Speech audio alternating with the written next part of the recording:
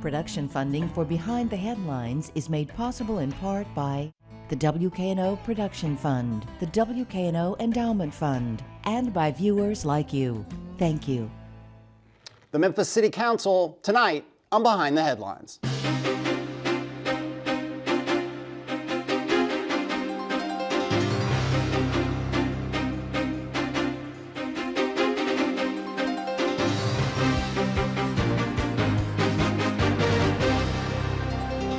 I'm Eric Barnes, publisher of the Memphis Daily News. Thanks for joining us.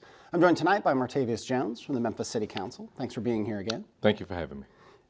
Patrice Robinson, also from the Memphis City Council. Thanks for being here. Thank you. Berlin Boyd, the chairman-elect of the Memphis City Council. Thanks for joining us again. Thank you for having me. And Bill Dries, senior reporter with the Memphis Daily News.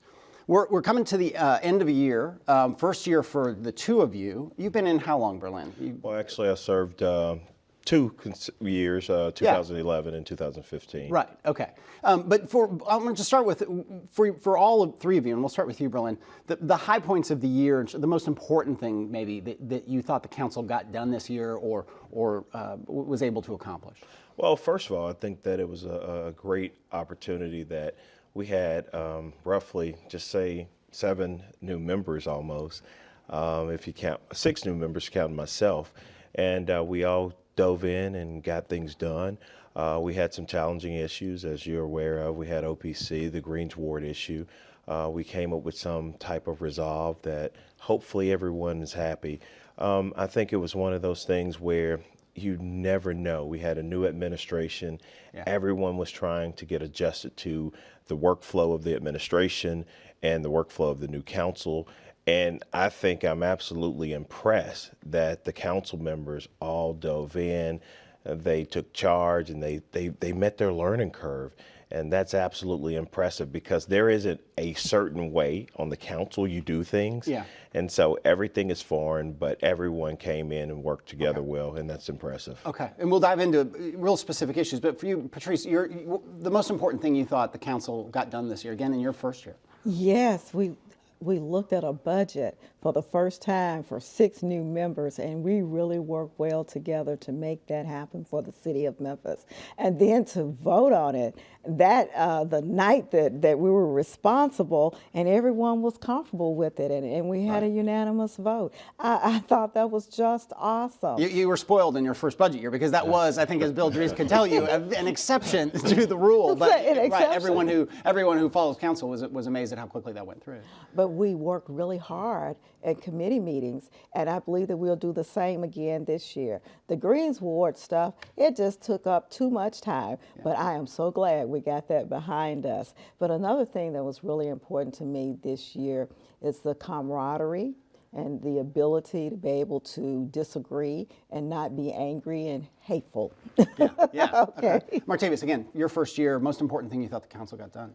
I would agree with Patrice and said it was the budget. Mm-hmm. You know, Memphis has some financial challenges. We will face similar challenges this year, but I think that we're headed in the right direction. We're having to make tough decisions. I don't think that there will be an exception this year. The Greens Ward issue took the new council members by surprise. We didn't know it was such an animous topic. And I recall because a lot of the Greens Ward issues probably started around the campaign. And I'd never heard of it. As long as I'd been familiar with Overton Park, I'd never heard that area referred to as the Greens Ward. And so when I saw Save the Greens Ward signs, I said, is there a building in Overton Park that I didn't know about? They were threatening to tear down, but I'm glad we got that issue behind us. Mm-hmm. But Memphis has some challenges, but I'm looking forward to being a part of making it a little bit better. And I should do my standard disclosure. I didn't set you all up to talk about the Greens Ward. I am on the board of the Overton Park Conservancy, so I always need to disclose that. Bill, we'll dive into the issues now. Berlin, so what are the challenges as you see them in the coming year for the council? Well, as my colleague stated, this upcoming budget season, as you know, Bill, our chief financial officer came in and gave us some information as to what our future is looking like. It's not necessarily a great trajectory or a straight line that's going upward as far as income or ad valorem taxes, property taxes coming into the city. As you know, the state cut the hall tax, which we're losing roughly close to about $14 million. So we have a gap. So I think that we have to tighten up our strings, look at every opportunity within city government to find ways to save the city money, but also be creative. We all agreed with Chief Collins and Doug McGowan and figuring out ways that we can find savings or find innovative approaches to bringing revenue into the city of Memphis.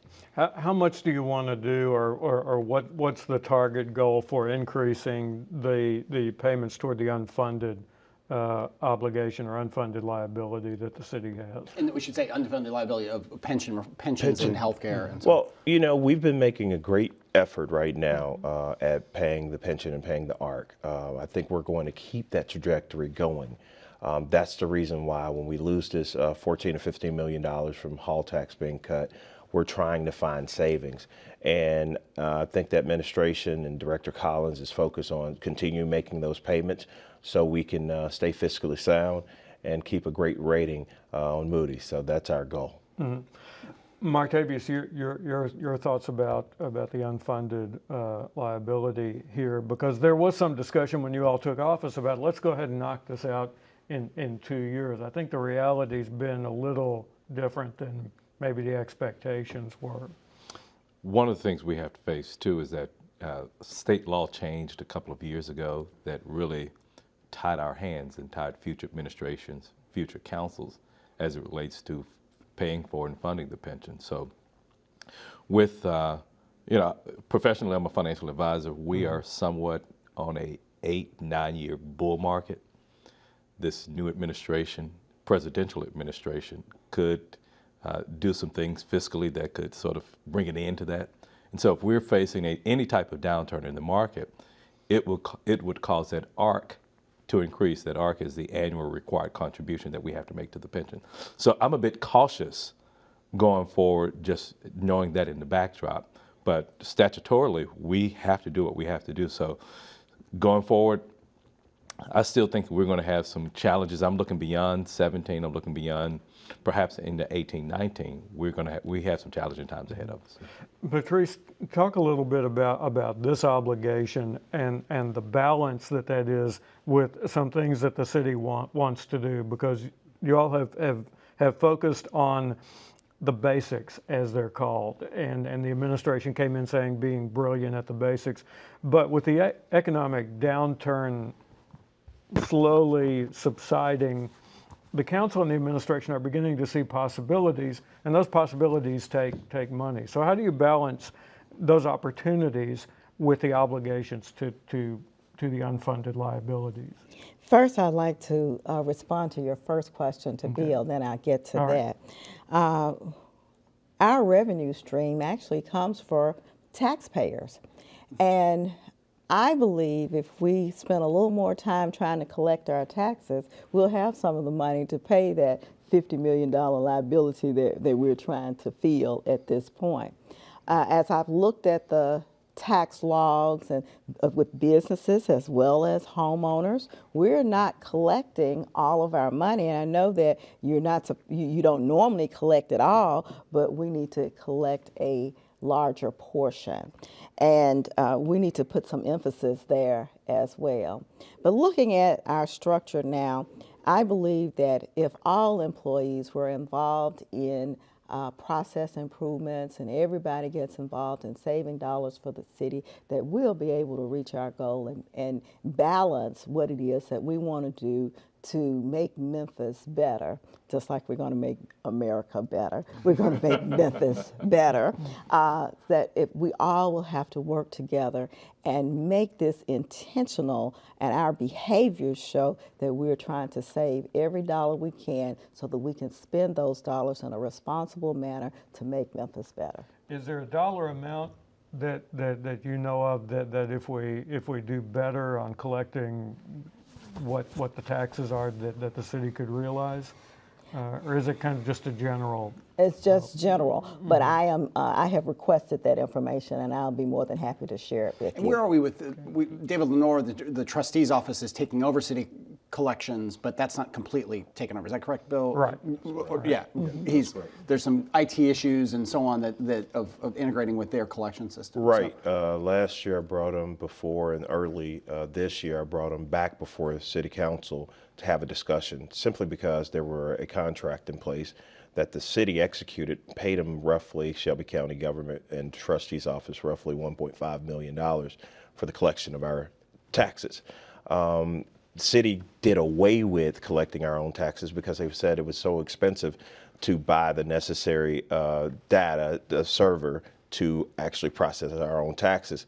So I guess when we gave it over to Mr. Lenore, he realized it was difficult, so no action has been taken. Right, but was he on the show, I think, and he said that, I mean, they are working on, I know we wrote about it, they are working, not to get too far off field here, but working on it and trying to take over and get all the systems integrated and so on. We have written about it, so it's on the website.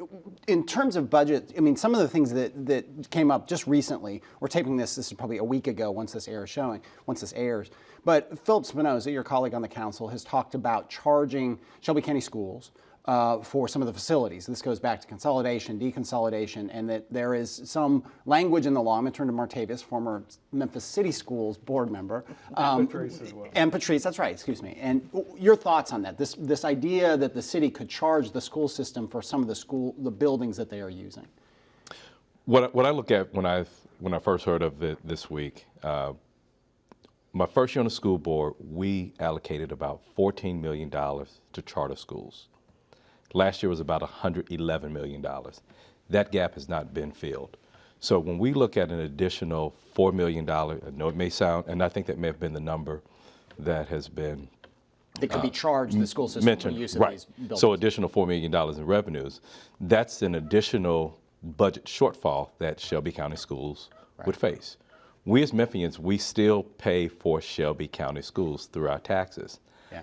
There's no way that I could support any effort that would increase the obligation of the school system. all Shelby Countyans Yeah. to fund Shelby County schools. Patrice, your thoughts on that? I agree with Councilman Jones. I cannot support that at all. We need as many dollars as we can in the classroom. And what I do believe that whatever the list of schools, we need to sit down with our attorneys and determine how we're going to transfer those properties so that the school district can move forward. We represent those children as well, and we want them to have the best education. And it's our responsibility to make sure that that happens in an environment that's conducive not just for the city of Memphis, but for the city itself as well as the constituents. And Berlin, your thoughts on it?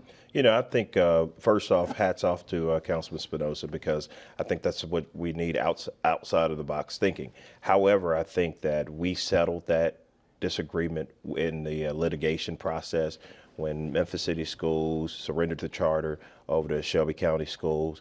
I think in litigation, and I've been doing some research on that, that all of that has been resolved, and I don't think we can go back and collect. Do you think it would open up? It would end up in the courts. Let's say you were completely on board with that. You want to get that done. You're the chairman next year. You see that $4 million. As we talk about, money is tight. Would it end up being a court battle? I think it would be a court battle. But one thing that, as chairman, I will look at the overall cost.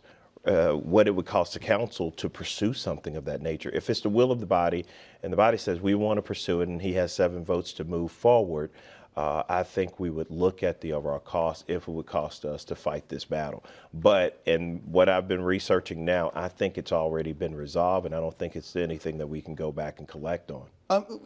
Another big expense that is, well, it's probably the biggest expense of city government is the police fire services, certainly. But with the police, there's been, Mayor Strickland has said he wants to get the police force back to 2,400. We're down to around 2,000, give or take. He's trying very hard. That was part of his platform. He's talked about it a lot. They've made a lot of efforts to try to get more police as a way to combat crime, which had gone up in Memphis and actually gone up really nationwide. Your thoughts on that? Because there's a lot of money associated with hiring all those police officers. Do we need to get to 2,400 police, and how do we pay for it? Here's the thing, and I'm going to round it up. I'm going to go, it's roughly 80% of our budget goes towards public safety. And as my colleague stated, the only way the city of Memphis we pay our bills is through property taxes. Yes. And so, you know, we run city government kind of like you run your house. We can't have necessarily in city government right now, we can't afford cable. So we have to cut the cable off. So we are actually robbing Peter to pay Paul. I think it's important for public safety to definitely have 2,400 officers on the street. But also, until we're able to change our poverty structure in the city of Memphis and start focusing on vocational training and giving people to do, we need to figure out criminal justice reform. Because right now, the reason our crime is steady rising is because people, they have felonies. They're pushed and backed up against a wall. And I was reading a staggering fact that said there was over 41 disparities and infractions to keep a felon out of work. Right. I mean, there are so many opportunities. So I think public safety is important. We're going to look at ways to pay for it because it's important for us to have it and make sure our communities are safe. But we're also putting cameras on the street. We're also looking at technologies like ShotSpotter to help identify when gunshots are being fired. And I think with the camera program and with the police officers that we have a complement to put 2,400 officers on the street. But now it's just a recruitment of those officers. And I should say that we will have Bill Gibbons from Operation Safe Community, which their new plan is out. Worth Morgan, your colleague, who is on, I think, heads the Public Safety Committee, and Josh Spickler from Just City on the show next week to talk about a lot of these issues, including the criminal justice issues. And we'll get back to the pot ordinance, which in part is related to that. But I want to go to Martavius. Early in the year, we had you on the show, I think, and you said, you know, you question whether that 2,400 police, that number was necessary. What are your thoughts now, a year or so into your term on the council? Do we need 2,400 officers? I maintain that position, and as my colleague, Chairman-elect mentioned, how do we pay for it? You know, Ms. Robinson and I, we had the conversation at our council meeting this week. When we talk, let's go back to schools. If Memphis still had to pay $50, $60, $70 million into the former Memphis City schools, where would our taxes be? What would our obligations be? And so I would like, the big question as it relates to that, how do we pay for it? You know, one of the things that I tried, and this was a small step in that direction, was the referendum that I tried to have on the ballot as it related to residency. So in the backdrop of the motivation of my doing that is knowing that we don't have as solid of a tax base within the city limits of Memphis as I feel that we should have. But and I'll go to Bill. But don't you? I mean, you must hear from people, and we hear that push back on them and say, look, if we don't bring the crime rate down, the more people are going to continue to leave the city of Memphis. That's going to hurt the tax base, and it's a negative spiral. So that you've got to spend that money on public safety in order to make people feel safe, so they don't feel like they need to flee to the suburbs. Are you sympathetic to that argument? I am sympathetic to that argument, but I go back to if we had 10,000 officers, think about officers, what they do, they respond to crime. They don't necessarily prevent crime. Right. And so when we look at the nature of most of our crimes, they're domestic related, they're drug related, they're gang related. If 10,000 officers wouldn't solve a violent man who is in a domestic situation with his girlfriend, with his wife. I just read one in the paper the other day. It was a woman who was being abused by her boyfriend, lover, whatever the case may be. So unless we had an officer in that house, it probably would not have Mike Rollins has responded made that point on this show. That there's only so much he can do in those very, they are responding. So let's go to Bill. We have about 6-7 minutes left. Patrice, your point on this. Yes, I Yes. really wanted to share that there's something we're really missing in the public is that we need to talk about mental health. And that's not a city council issue, that's a community issue. And I believe that not just gang activity, not just people that have felons out there, we have a lot of people walking the street who need some mental health care. And that's a conversation that the whole community have, and you really need a whole show on that.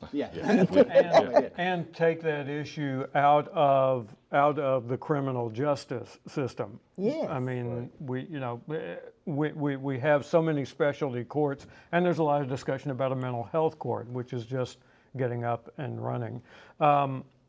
you all took what was a vote that on the pod ordinance that you proposed, Berlin, this year, that there were a lot of comments about it, but it was a huge vote in terms of the discussion we just had about the criminal justice system and where it's going.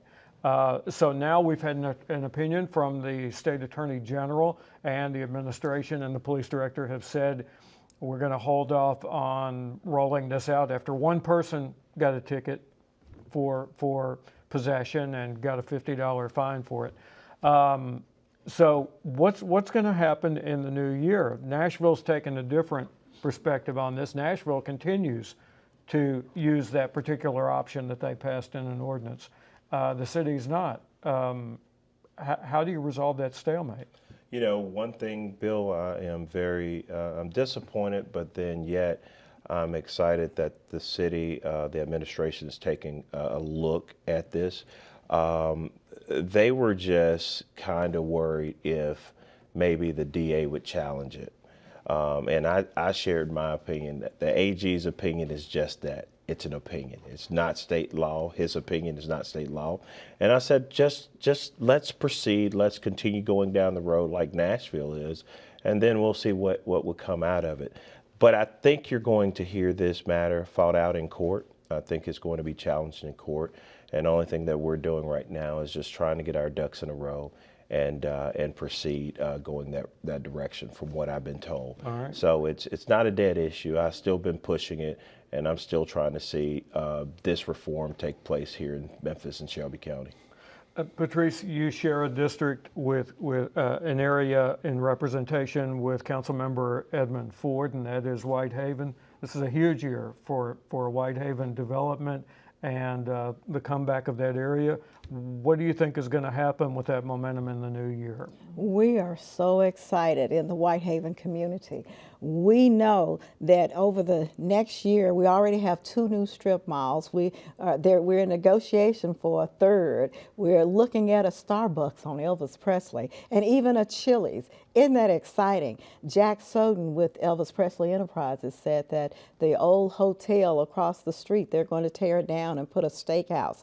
The community is so excited about the development on Elvis Presley Boulevard. We will start the new year in the first quarter on working on the streets again. Mm-hmm. And we're supposed to complete the project, the Elvis Presley Boulevard project, by 2019. We're about 6 months a little off the schedule, but that's because we have some parcels of land that we need to purchase that have not been negotiated yet. But I'd also like to say we have a new Whitehaven Economic Development Corporation. It's called the Greater Whitehaven Economic and Redevelopment Corporation, and they're getting up and running with new board members and getting the training, and we are so excited about what's going to happen in our community and how we look at the Aerotropolis plan and what we can do to make sure that Elvis Presley Boulevard is the front door to our community.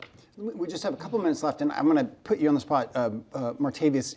And I was thinking about this partly because when you were on the Memphis City School Board, were one of the leading voices of surrendering the charter and the whole huge, I mean, one of the biggest issues of the last 10, 20 years, which was consolidation, deconsolidation.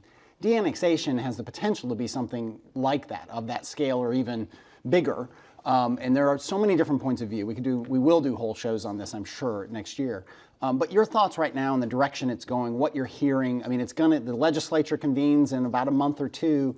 What are you hearing? Because some people say, I mean, if it's done wrong, it will decimate Memphis. Other people say there's a whole argument for right-sizing Memphis, for rethinking how the size, shape, and boundaries of Memphis. Your thoughts?